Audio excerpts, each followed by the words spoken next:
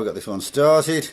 It's the later one with the softer tail or plunger tail, whatever you want to call it. Plunge your back end. Girder fork, plunge your back end. This has got gears that operated with a foot stick, whatever you call it. Okay. No adapt lens, but all there.